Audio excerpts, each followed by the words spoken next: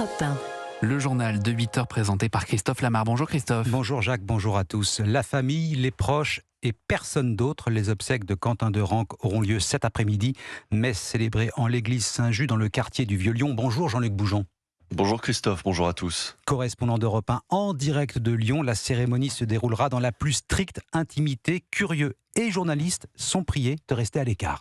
Effectivement, cette cérémonie se fera en tout petit comité, une trentaine de personnes tout au plus, la famille, les amis très proches et c'est tout. Grand public, médias, mais également militants politiques ne sont pas conviés.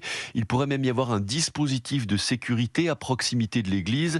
Les parents veulent un moment de recueillement le plus intime possible, explique Domitille, une amie proche de Quentin qui sera présente tout à l'heure. Il y a eu beaucoup de bruit délétère autour de la mort de Quentin. Ça a été très difficile pour sa famille de voir autant de choses néfastes et très méchantes, très violentes même qui ont été dites. Donc je pense qu'ils ont vraiment besoin de lui dire au revoir dans le calme, dans la sérénité, sans être en fait alpagués par énormément de monde qui s'approprie la mort de leur fils et de pouvoir remettre aussi Dieu au centre de tout ça. Alors c'est effectivement dans l'église Saint-Just, dans le Vieux-Lyon, pas très loin de la basilique de Fourvière, que se déroulera cette messe à la forme très traditionnelle, explique Domitille. Ce sera une messe en latin, il y aura une chorale qui chantera, c'est la messe des morts qu'on chante, c'est donc des textes particuliers, mais ensuite ça sera quelque chose de très recueilli, de très sobre. En fait c'est pas un moment de témoignage, de retour sur la vie ou quoi, c'est vraiment le moment où on confie son âme à Dieu. C'est une cérémonie qui sera donc à l'image de Quentin de Ranc, jeune homme très pieux, qui s'était converti récemment justement à la messe traditionnelle en latin. Jean-Luc Boujon, correspondant d'Europe 1 en direct de Lyon.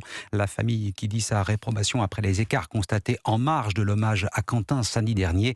Dans un communiqué transmis par son avocat, elle condamne la récupération politique et les débordements racistes. La justice a ouvert 2 enquêtes à ce propos. Quentin de Ranc, lynché par plusieurs membres présumés de la Jeune Garde, l'Élysée veut s'attaquer au groupuscule violent. Réunion à 10h ce matin autour du chef de l'État, le Premier ministre, le ministre de l'Intérieur, des représentants de la DGSI, la Direction Générale de la Sécurité Intérieure. Europe 1 vous donnait l'information dès hier soir. Emmanuel Macron devrait acter la dissolution de 3 groupuscules. C'est justement la question du jour sur Europe 1. Pensez-vous que la dissolution des groupuscules violents serve à quelque chose?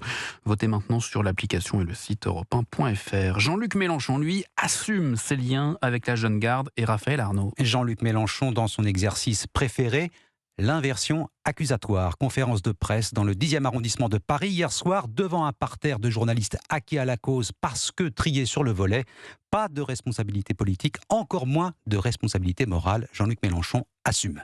Nous ne renierons pas nos amis et nos camarades de la Jeune Garde. Nous ne chasserons pas de nos rangs le camarade Raphaël Arnaud. La Jeune Garde, nous sommes très fiers d'avoir compté la Jeune Garde comme allié. Tellement fier qu'on a proposé à celui qui l'avait fondé de devenir député sous notre étiquette. Et alors, c'est pas la peine d'écrire dans vos journaux « impossible de cacher » parce que nous ne nous cachons pas. Impossible de masquer la sympathie parce que nous gardons la sympathie.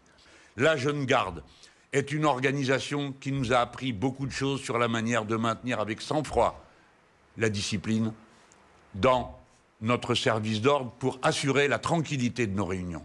Nous ne croyons pas que ce soit une organisation criminelle qui mérite d'être dissoute. Nous ne sommes pas concernés par cette mort. Ben voilà. Jean-Luc Mélenchon hier soir, conférence de presse à Paris. Trier les journalistes, drôle d'idée de la démocratie, dit ce matin la présidente de l'Assemblée nationale, Yaël Braun-Pivet. Mieux vaut perdre une élection que perdre son âme, disait l'ancien ministre et maire de Lyon, Michel Noir, à propos d'une éventuelle alliance électorale avec le Front National. La question se pose désormais à gauche pour LFI. S'allier ou pas à l'approche des municipales, surtout pas, disent certains ténors socialistes comme François Hollande. Sur le terrain, c'est plus compliqué. Exemple à Antony, en région parisienne, où une liste de gauche transpartisane espère enlever la mairie. Reportage Charles Bouchin.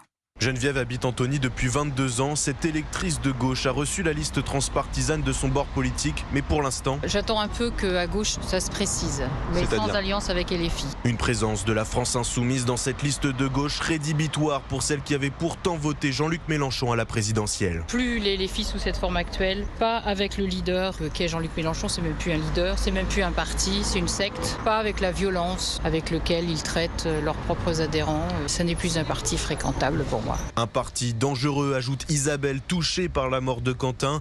Elle aurait aimé voter pour les écologistes, mais à la vue du logo LFI sur la liste, l'Antonienne le concède. Ça me freine un peu. S'il y avait eu une seule liste pour les écolos, j'aurais voté pour eux. C'est dommage. Et certains électeurs de gauche vont même jusqu'à redouter une victoire de cette liste dans leur commune.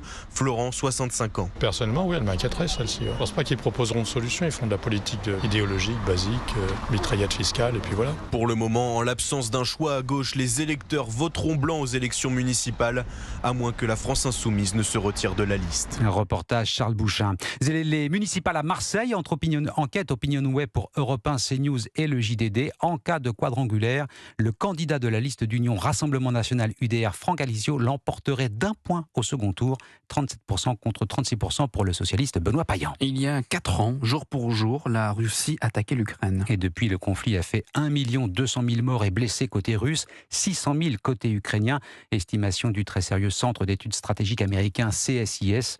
En 4 ans de guerre, Moscou a conquis moins de 20% du territoire ukrainien. William Molinier. 47 000 km² conquis en 4 ans, soit environ 13% du territoire ukrainien. Alors effectivement, pour Kiev, c'est beaucoup trop même, mais c'est une progression en réalité extrêmement lente, particulièrement l'année dernière, car les forces russes n'ont progressé que de 5 000 km² seulement, l'équivalent des îles Baléares, et il aura fallu 4 années aux Russes pour avancer dans le Donbass de Donetsk à Pokrovsk, soit la distance qu'un randonneur aurait parcouru en une seule journée. Le niveau d'attrition des deux côtés de la ligne de front est très élevé. En 2025, on comptabilise 426 000 morts, blessés ou disparus, russes et ukrainiens, près de 2000 chars d'assaut détruits et environ 80 000 drones neutralisés, un champ de bataille en ruine, mais la Russie démontre sa capacité à maintenir la pression dans la longueur, quel qu'en soit le prix à payer.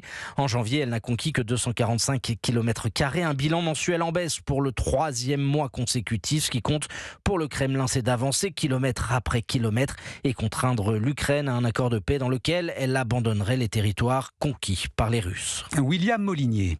Europe 1, partenaire de la diffusion de la cérémonie des Césars sur Canal+.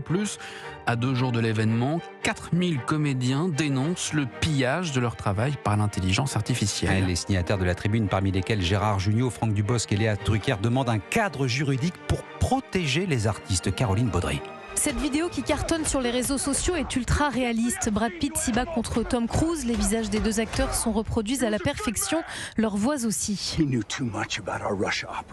En France, il n'y a pas une journée sans qu'un comédien ou chanteur dont la voix a été clonée n'appelle l'administration des droits des artistes et musiciens interprètes.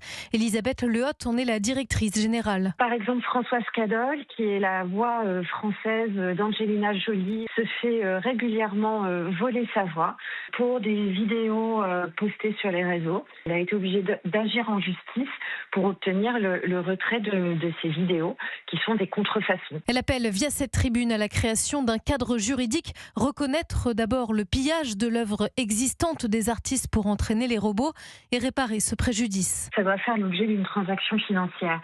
Quant à l'avenir, puisque l'intelligence artificielle a besoin de voix et d'images d'humains, il faut rémunérer cela et respecter son refus s'il le refuse. Fin janvier, 8 doubleurs français ont obtenu le retrait de leur voix usurpée d'une plateforme américaine. Caroline Baudry, les Césars jeudi soir, Europe 1, partenaire de Canal+ pour la diffusion de la 51e cérémonie, à voir en clair, en direct et en exclusivité sur Canal+. Et sachez que dès le jeudi matin, Culture Média sur Europe 1 sera en direct de l'Olympia. C'était le journal de 8h présenté par Christophe Lamar. Merci Christophe. Dans un instant, place à la grande interview Europe 1 CNews. Laurence Ferrari reçoit l'ex-premier ministre, désormais député LR de Paris, Michel Barnier.